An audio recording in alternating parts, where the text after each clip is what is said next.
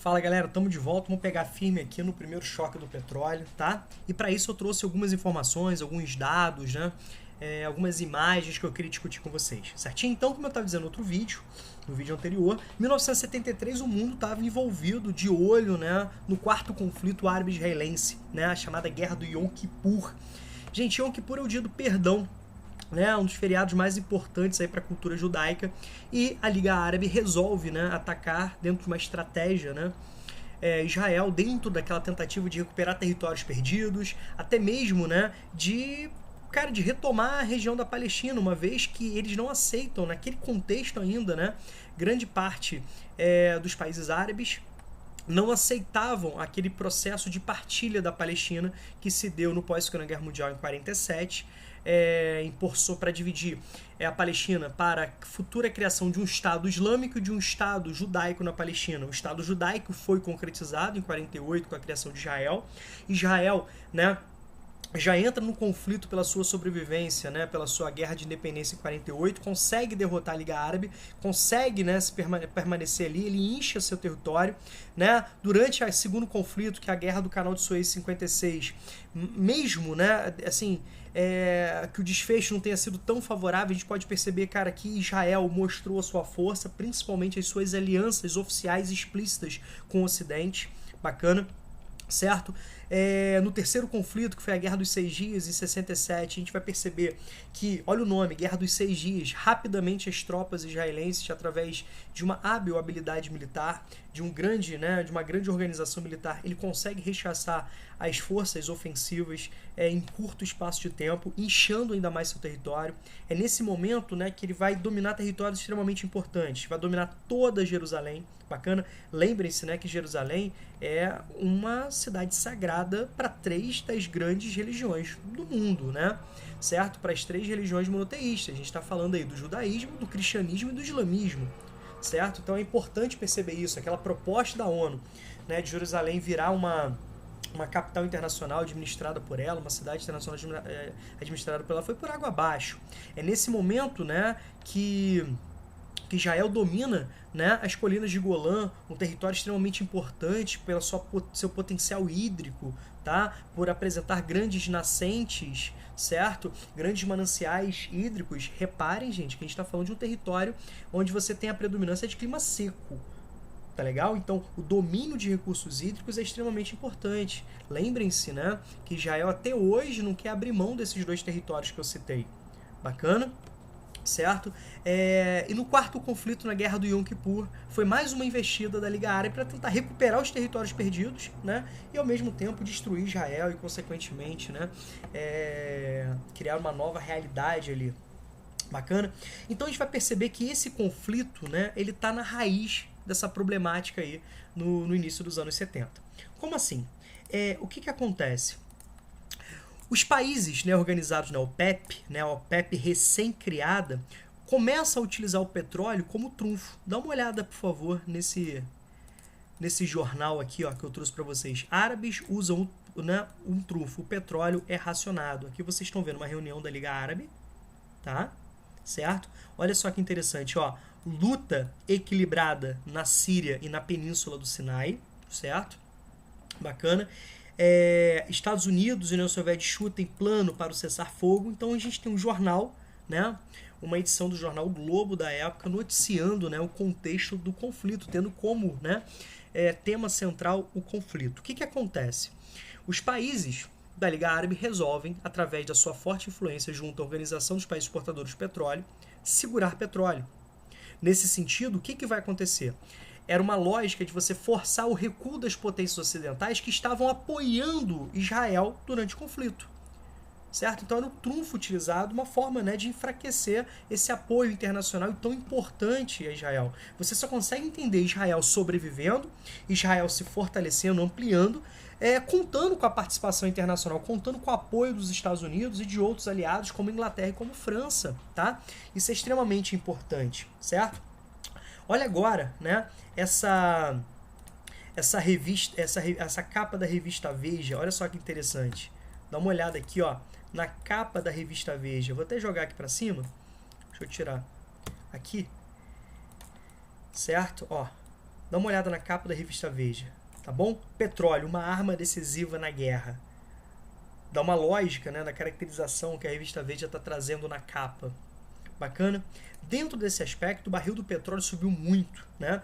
Há uma redução dos estoques mundiais de petróleo, há um medo que essa redução ganhe volumes mais significativos. Lembre-se que o petróleo já se apresentava há décadas como o principal motor, né, da produção global, como o principal motor energético do capitalismo e, de uma forma geral, do mundo, né?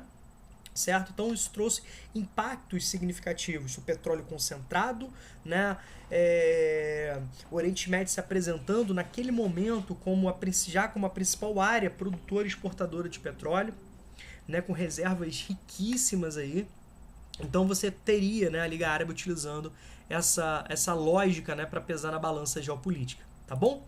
De resultado, nós tivemos o seguinte: o mundo teve que enfrentar esse cenário de crise, tá? Deixa eu jogar para cá, porque eu fiz cagada. Deixa eu deletar aqui só para ficar menos poluído para vocês, para a gente poder trabalhar e vocês conseguirem visualizar exatamente o que eu quero mostrar para vocês.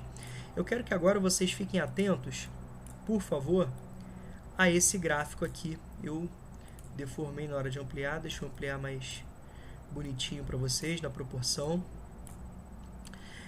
Dá uma olhada nesse gráfico aqui. Mais precisamente, eu quero que vocês olhem essa parte aqui. Reparem que o preço nominal e o preço real do petróleo, eles caminham bem próximos, tá certo? Como assim, Rômulo? Você pode perceber que a oscilação é muito pequena, certo? É um preço muito pequeno, é uma oscilação muito pequena. A partir de 1973, olha o que rola. Dá uma olhada, olha como o barril do petróleo sobe de forma muito significativa. O petróleo praticamente vai triplicar o valor do barril em poucos dias, certo? Então nós temos aí o primeiro choque do petróleo. Agora você imagina, o mundo que era alimentado por petróleo, um petróleo extremamente concentrado, um mundo dependente, né, de certa forma, do petróleo proveniente de várias partes do globo, sobretudo do Oriente Médio, né, com destaque para os países do chamado Golfo Pérsico, tá bom? Eles tiveram que enfrentar severas consequências. Vamos chamar atenção para o Brasil, tá? Vamos voltar novamente aqui nesse jornal. Olha um outro tópicozinho que eu deixei para falar para vocês agora. Ó, olha aqui, ó. Petrobras ativa poços fechados. O que acontece? A Petrobras, criada pela Lei 2004, né, no ano de 1953, durante o governo de Getúlio Vargas, uma das criações aí de Vargas. Repare que a Petrobras ainda está usando assento, né? Essa tirada de assento foi nos anos 90, numa tentativa de internacionalizar a marca, né, da Petrobras. Alguns queriam até mudar o nome, né, para chamar de Petrobrax, né, com X no final, tá? Eu queria chamar a atenção também aqui para vocês, olha só, Fla perdeu de novo. Isso é importante para a aula, tá? É outro ponto que eu queria chamar a atenção para vocês, o Flamengo perdendo de novo. Mas vamos lá, vamos por parte. Gente, o que acontece? O Brasil, naquele momento, vivia o período chamado milagre econômico do regime militar. Um período de grande crescimento econômico, baseado em fortes empréstimos, né? Ou seja, o Brasil se endividando muito e bancando obras faraônicas, no processo de aquecimento econômico muito forte, onde o Brasil crescia, né, a percentuais acima de 10%, isso é extremamente importante, mas é um crescimento sem base. Era um crescimento, né, extremamente dependente de capitais de fora, de tecnologia de fora. É um momento onde as contradições se aprofundaram, tá bom? E o Brasil, de certa forma, sofreu muito com isso.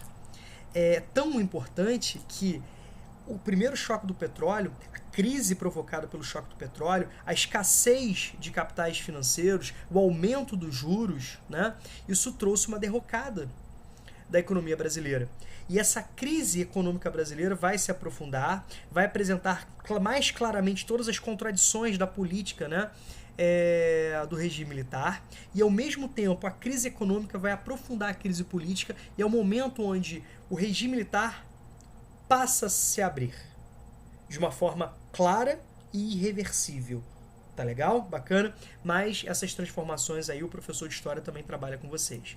Certo? Então vocês já entenderam, deixa eu tirar o mapa aqui, vocês já entenderam esse crescimento. do preço do petróleo, essa elevação do preço do petróleo em 1973. Daqui a pouco a gente vai recorrer novamente a esse mapa quando nós falarmos do ano de 1979, onde nós temos o segundo choque do petróleo. Mas vamos aproveitar aqui e falar de um pouquinho, né? Questões, por exemplo, que a UERJ, né, temas que a UERJ gosta de cobrar, tá bom? A UERJ adora fazer esses comparativos, inclusive esse tema, esse momento aqui que a gente está vivendo, já foi cobrado algumas vezes no exame de qualificação da UERJ. Gente, é um momento onde o Brasil crescia, o Brasil se industrializava, é uma continuidade, né, daquele modelo, né, consolidado de internacionalização econômica de JK, indústrias de base, consumo de bens de consumo duráveis, o Estado investindo, né, em financiamento para minimizar essa contradição. Por que isso? Ao mesmo tempo você tinha salários baixos, um arroz salarial muito forte, para você ter uma mão de obra barata para atrair multinacionais, e ao mesmo tempo você tinha que fomentar o consumo. Então é o momento onde você tem a formação de uma sociedade, a ampliação de uma sociedade de consumo no Brasil, né? Não por melhorias das condições de vida, não por melhorias salariais, mas por políticas, né, praticadas pelo Estado. Repare, faça como Maverick, economize gasolina, ou seja, olha a propaganda no cenário de crise, no cenário que os combustíveis, né, aumentavam. Bacana? Então a propaganda desse carro era justamente o seguinte: o Maverick é econômico em relação aos seus adversários. Então você começa a perceber, ó, esse comparativo aqui. Repare que ele está citando importantes regiões. Olha só, 9,9 km por litro em Belo Horizonte, né? Ó, reparem como a propaganda gera uma propaganda. Guanabara, né? Ainda não tivemos a fusão do estado do Rio de Janeiro, com o estado da Guanabara, né, formando o estado do Rio de Janeiro, o estado da Guanabara, capital Niterói. Interessantíssimo isso, né, do aspecto histórico. Então reparem que o mundo entrou em declínio, certo? Da mesma forma que o mundo, né, que o Brasil entrou em crise, o mundo inteiro integrado, interdependente entrou em crise. Então esse foi o primeiro choque do petróleo, tá bom? Então resumindo, eu quero que vocês entendam que no cenário de crise no Oriente Médio, de um novo conflito no Oriente Médio, os países árabes, através da OPEP, eles seguram o petróleo para forçar essa retirada de apoio ocidental a Israel. Só que o resultado foi extremamente devastador para a economia mundial. O aumento do preço do petróleo no cenário internacional faz aumentar tudo. Aumenta tudo, da passagem de ônibus ao pãozinho, tá certo? E obrigatoriamente os países mais pobres e a população mais pobre vai sofrer mais com esses aspectos, tá legal? Certo? E eu destaquei para vocês que é o momento onde você tem um esgotamento, né, desse falso milagre da ditadura militar, certo? Então são tópicos que eu queria destacar para vocês. Então uma síntesezinha, né, aquilo que vocês precisam absorver desse vídeo, né, dessa fratura aí. Então no próximo vídeo eu continuo com vocês falando sobre a crise dos anos 70, tá bom? Aqui, grande abraço, obrigado aí mais uma vez pela atenção desde já. Beijo!